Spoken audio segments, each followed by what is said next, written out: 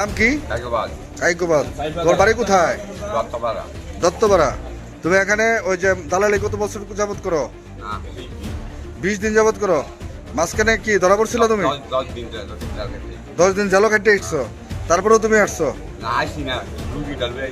রুগীটা নিয়ে আসছো, আরো আসবা? আর আসবে না? না, তোমার নাম কি? বুঝি নাই, জুড়ে বলো। রাসেল। তুমি কতদিন যাবত এখানে দালালি করো? 2 বছর। এর মাঝে তোমার কোনো সাজা টাজা হয়েছে? হ্যাঁ, কয়দিন কাটছো? 10 দিন কাটছো। সবাই 10 দিন কেটে দিছিল? আচ্ছা, আরো করবা? আর এই এখানে কি কি কাজ করো তোমরা? মানে এক একটা পরীক্ষা বাইরে যদি করাও তাহলে 25 টাকা করে পাও?